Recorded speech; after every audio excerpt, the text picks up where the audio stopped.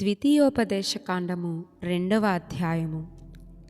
మరియు యెహోవా నాతో చెప్పినట్లు, మనము తిరిగి ఎర్ర సముద్ర మార్గమున అరణ్యమునకు ప్రయాణమైపోయి బహుదినములు శేయీరు మన్యము చుట్టూ తిరిగితిమి.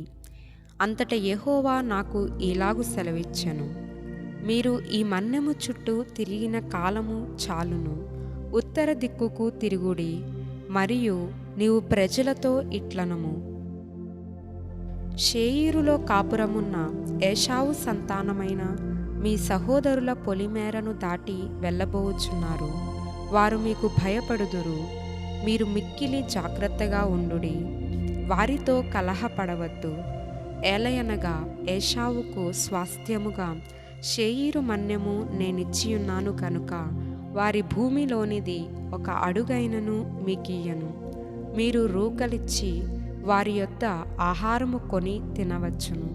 రూకలిచ్చి వారి యొద్ద నీళ్లు సంపాదించుకొని త్రాగవచ్చును. నీ చేతుల పనులన్నిటిలోనూ నీ దేవుడైన యెహోవా నిన్ను ఆశీర్వదించెను. ఈ గొప్ప అరణ్యములో నీవు ఈ 40 సంవత్సరములు సంచరించిన సంగతి ఆయన ఎరుగును. నీ దేవుడైన యెహోవా నీకు తోడైయున్నాడు. నీకేమీయూ తక్కువ కాదు. అప్పుడు శేయీరులో నివసించు ఏశావు సంతానపు వారైన మన సహోదరులను విడిచి ఏలతు, ఎసోన్గెబెరు, అరాబా మార్గము నుండి మనము ప్రయాణము చేసితిమి. మనము తిరిగి మోయాబు అరణ్య మార్గమున ప్రయాణము చేయుచుండగా యెహోవా నాతో ఇట్లనెను, మోయాబీయులను బాధింపవద్దు, వారితో యుద్ధము చేయవద్దు. లోతు సంతానమునకు 6 దేశమును స్వాస్థ్యముగా ఇచ్చితిని. వారి భూమిలో ఏదియు నీకు స్వాస్థ్యముగా ఇయ్యను. పూర్వకాలమున ఏమీయులను వారు 6 దేశములో నివసించిరి. వారు అనాకీయుల వలె ఉన్నత దేహులు, బలవంతులైన బహుజనులు. వారును అనాకీయుల వలె రెఫాయీయులుగా ఎంచబడినవారు. మోయాబీయులు వారికి ఏమీయులని పేరు పెట్టిరి. పూర్వకాలమున హోరీయులు శేయీరులో నివసించిరి. ఇశ్రాయేలీయులు యెహోవా తమకిచ్చిన స్వాస్థ్యమైన దేశములో చేసినట్లు ఏశావు సంతానపు వారు హోరీయుల దేశమును స్వాధీనపరుచుకొని తమ ఎదుట నుండి వారిని నశింపచేసి వారి దేశములో నివసించిరి.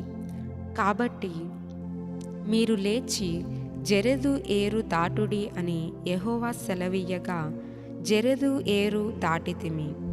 మనము కాదేషు బర్నేయలో నుండి బయలుదేరి జెరెదు ఏరు దాటు వరకు, అనగా యెహోవా వారిని గూర్చి ప్రమాణము చేసినట్లు సైనికులైన ఆ మనుష్యుల తరము వారందరూ సేనలో నుండకుండా నశించు వరకు మనము నడిచిన కాలము 38 సంవత్సరములు.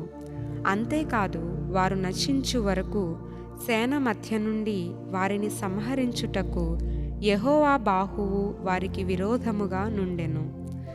సైనికులైన వారందరూ ప్రజలలో నుండి లయమైపోయిన తరువాత యెహోవా నాకు ఇలాగు సెలవిచ్చెను, నేడు నీవు మోయాబునకు సరిహద్దుగానున్న 6 దేశము దాటబోచున్నావు. అమ్మోనీయుల మార్గమున వెళ్ళునప్పుడు వారిని బాధింపవద్దు, వారితో యుద్ధము చేయవద్దు. ఏలయనగా లోతు సంతానమునకు దానిని స్వాస్థ్యముగా ఇచ్చినందున అమ్మోనీయుల దేశములో నీకు స్వాస్థ్యమునియ్యను. అదియు రెఫాయీయుల దేశమని ఎంచబడుచున్నది. పూర్వమందు రెఫాయీయులు అందులో నివసించిరి.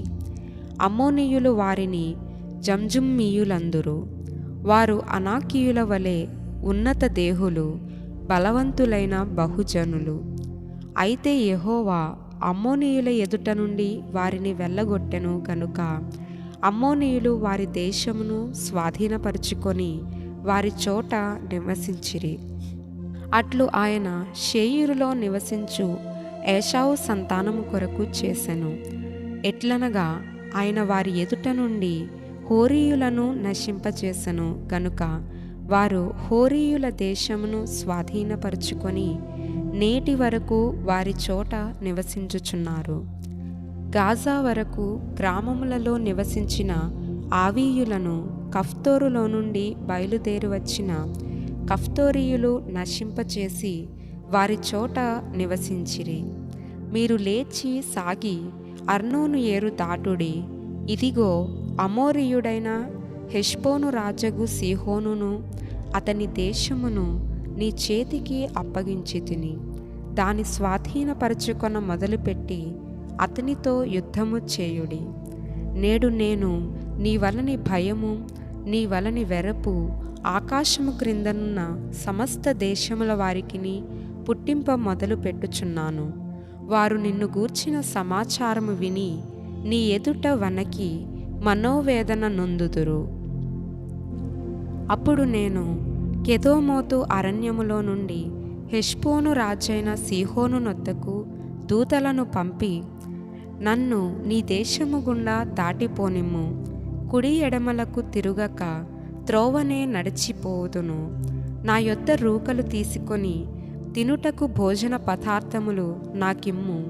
నా యొద్ద రూకలు తీసుకొని త్రాగుటకు నీళ్ళిమ్ము.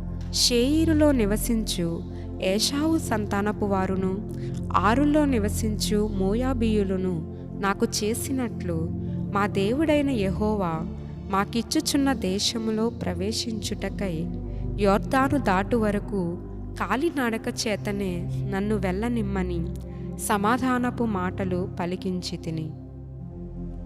అయితే హెష్బోను రాజైన సీహోను మనలను తన దేశ మార్గమున వెళ్ళనిచ్చుటకు సమ్మతింపలేదు. నేడు జరిగినట్లు నీ చేతికి అతని అప్పగించుటకు నీ దేవుడైన యెహోవా అతని మనస్సును కఠినపరచి అతని హృదయమునకు తెంపు కలుగజేసెను.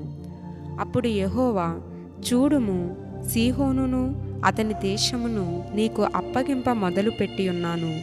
అతని దేశము నీదగునట్లు నీవు దాన్ని స్వాధీనపరచుకొన మొదలుపెట్టుమని నాతో చెప్పెను.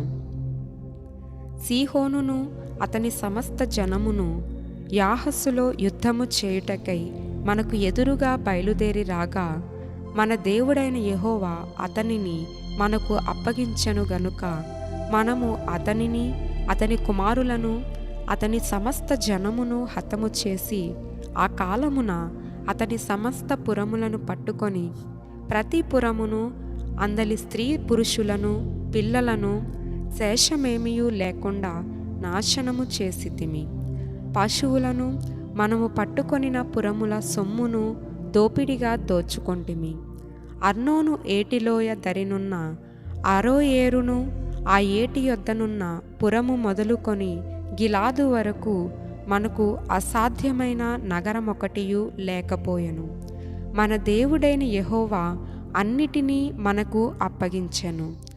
అయితే అమ్మోనీయుల దేశమునకైనను యబ్బోకు ఏటిలోయలోని ఏ ప్రాంతమునకైనను ఆ మన్యములోని పురములకైనను మన దేవుడైన యెహోవా పోకూడదని చెప్పిన మరి ఏ స్థలమునకైనను నీవు సమీపింపలేదు.